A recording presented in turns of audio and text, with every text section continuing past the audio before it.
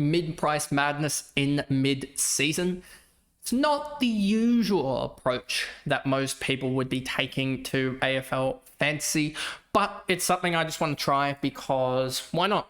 Why not take a different approach? Why not try something different? A lot of times this is probably going to fail and it's probably going to throw back in my face, but I might as well try something different. Whereas if I just go with the obvious options that a lot of people are going to go with, then I'm just sort of going to be plodding along. So I might as well try something different. Fall down the ranks is probably almost a guarantee, but let's try something different and just see if it sticks. So anyway, let's jump into the team for round 12. And I've cobbled together a team that has only 21 guys on field. But that's actually probably one of the better scenarios, given the injuries we had. If Simpson was fit, I'd have 22. But he isn't, so I'm pretty sure I'm trading him out. So anyway, here are the trades, and you're probably wondering, what are you doing? That's probably a good question. But if you look at, and I'm pretty sure I said this in my trade targets video, if you look at the break evens for guys, don't think Ed Allen basically gets a game or a decent enough game. Can't get Riley Hardiman yet. I would have much rather him over like a McAuliffe, but McAuliffe could break even as well. Campbell Gray, I don't think plays down back this week, so there's that. I'm pretty sure he doesn't. So he might. Actually thinking about it, he might, which would be good. But yeah, I just don't think he's going to be a guy. He scored 54 down back. I think we can do better than that. So that's why I'd be going against him. And I don't think any of these guys really do play. Maybe you could go Caleb Smith. Maybe I'll look at potentially a Caleb Smith plan off sort of outside of recording that I'll look at and potentially post. But yeah, this is why I'm doing it, is because you get 3 guys with a combined break even of -12. And if they do anything semblance of what they've done in previous weeks, I'm pretty much guaranteed 300, 250k or so, which that would be mega for cash generation, plus also just getting points on field. But obviously they could all drop 60s and then suddenly it's like, well, that sucks. But yeah, that is basically the reason behind it, is that there's not really much I can get to. And then next week, it just really starts to open up the field here, because if you think about it, Caleb Daniel will come on field next week for, I think, if we just look at buy detector and then round 13, if we look at this, Sarong goes off and the likes of Connor Rozee comes on. You've got Caleb Daniel basically coming on for Jack McRae. And then you've got the likes of Matt Carroll coming on for Jack Sinclair. So already just right there, I've got basically a full team of 22, which will be good next week, which means that I can potentially even look at upgrading someone like a Trent Rivers alongside rookies, because we do have quite a few rookies, I think, playing. If we just go to general stats and then, if we go to all statuses and then we go to playing, and then I go to all positions. Nope, I go to prices, 200 to 299k. You've got Angus Clark, you've got Day Wicks, you've got Devin Robinson playing, but yeah, he's not on the radar. And then you've got Zach Johnson as well playing for the first time. You've also got Leo Lombard playing, which is good. Obviously those guys are playing, but we'll see tonight whether we get more debutantes, because if we start to get some debutantes alongside some mid-season draftees, that's when I can really start to turn these sort of, and it will be like a Xavier Lindsay, like the Angus Sheldricks, the Sam Berries, and guys like that. I can really start to turn them alongside like the Trent Rivers and like the Matty Roberts, and turn them, and like a Levi Ashcroft, the Caden Clearys and stuff, people like that, and turn them into primos. So that's basically the plan. If I was to have an injury-free side or a bye-less side, it would kind of look something like this, and it would give you a little bit more semblance of what this team kind of looks like at the moment. That would be the side, I think, at the moment. And then I'd have some cash on the bank, on the sideline as well. It doesn't actually look too far away from what my current, what my starting side is, but I'd have I still have sort of 3 mid-prices and a rookie down here as well to upgrade alongside sort of Trent Rivers. But these guys are going to make cash quickly. You've got Barry with an 8 break even. You've got Lindsay, 46. So he's probably one that's got to go in the next week or two if he doesn't sort of pick it up, as he's gone 78, 79 since. So if he can keep putting up a couple of 70 scores, Like he's projected in 65, 60, and 60. That makes him go up another, 46k or so. So there's still some projected growth for Lindsay, but it's not going to be much unless he really kicks into gear. So that's why I'm sort of looking at plans potentially next week to move him on alongside some of the, I guess, other guys. Like I could potentially move on next week. There's big potential if we look at the, if we just look at the stat center for guys. If we go all statuses, does it have on buy? Here we go. Nope, it doesn't really like that. So if we go to all clubs and we go and look through who's on the buy this week, you've got Carlton and you've got, if we go to their averages, you got Hewitt, the best out of them.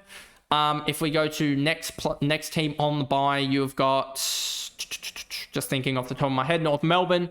You've got potentially not really anyone that I like there, to be honest with you.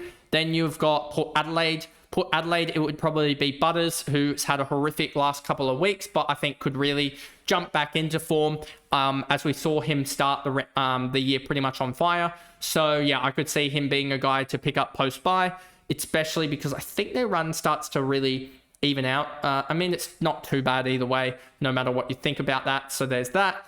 And then, yeah, there's not really anyone. Maybe you re-pick up Horn Francis, but I think that ship has sailed. And then for the Western Bulldogs, you got Libba, Bont, not really Tim English, Ed Richards. You've got 3 potential guys there. Even Matt Kennedy's doing really, really well recently. He's been, and even Bailey Dale potentially as well, a guy that you could pick up relatively cheap next week as well. So you got guys like that you can easily sort of upgrade to. But I probably would be sticking clear of Bailey Dale. But that's sort of what I'm looking at there.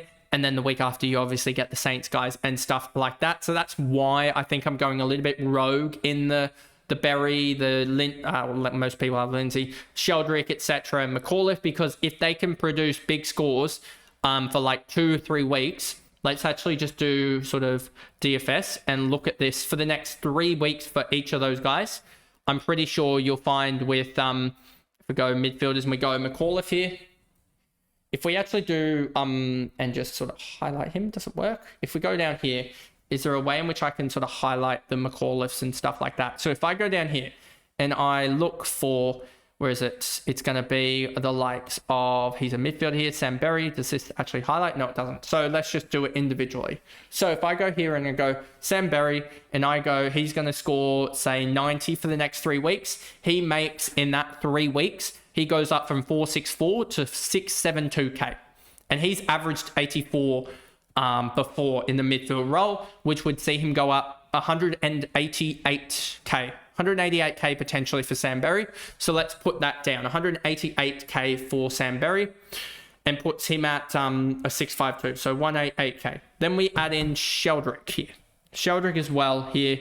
If he goes and scores, I think 90 across the next 3 weeks, very manageable. He goes up from 498k to 686k, another 188k.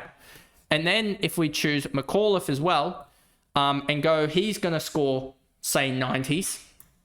He goes up as well, 189k. So all of them go up close to 200k, giving me an extra 565k in the bank alongside what they're currently priced at, which would be 521 plus 464 plus 498, which would get me 2.0848 million for the 3 of them.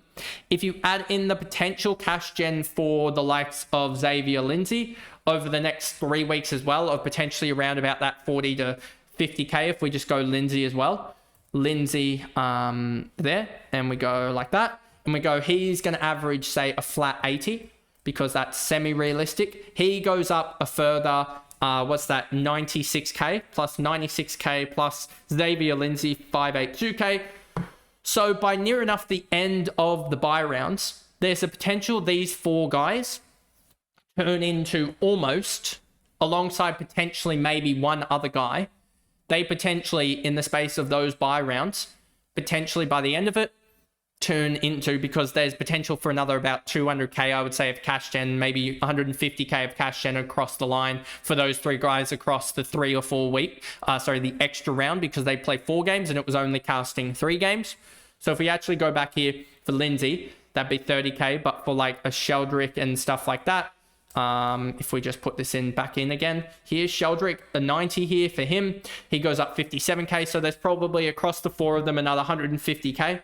So that in that last buy round, that would get him up to 2.876 million. Now, I'm pretty sure I would be almost able to, if in the 2-3 weeks extra that it would take to trade them out, probably gain enough to get 3 primos out of them. Plus, I'd have cash on hand. Say I had the extra 150k, plus say it takes a little bit of extra timing. So another 200k on hand. I'd have 3.076 million. I'm pretty sure out of that, I could scramble together 3 top liners, whether that be them being potentially maybe 1 defender, and then potentially 1 defender, or potentially something else. Depends on what we get for other draftees, etc., and what upgrades possible. But there's a potential that I can get them up to potentially 2 midfielders and a defender primo, top of the line guys, from those guys in the next sort of 4 or 5 weeks, and leave myself potentially with just 1 rookie and a mid-pricer by the end of, alongside Levi Ashcroft, by the end of the buys, or the week after the end of the buys, something like that. That would be sort of the best case scenario, I think, for me, is a sort of mid-season draft rookie, and I may also be, by that point as well, just thinking out loud here, I may have also upgraded a Levi Ashcroft by that point up to a primo itself, and then maybe upgraded a Rivers himself as well. So I may be at the point where I've got basically, out of non-top line guys, I've got Roberts, and then by potentially the end of the buys, 2 potential mid-prices, and then a rookie. So I might be basically, by the end of the buys, have a pretty much full top line team. So I think this is the best case scenario for me. Also, it's definitely the most risky case scenario, but it's a scenario I'm willing to take just to try something different. It's most likely going to fail. There's probably about a 10% chance that it doesn't fail. And it could easily fail this week. And then it's just like, oh, well, but I'm willing to take that risk, partially because it's content for you guys, but partially because I don't want to be a guy that just sort of has a horrific year and then just follows the trends and ends up like, say 10k or something like that. I'd rather either go out spectacularly or go up well. So yeah, that is basically the scenario there.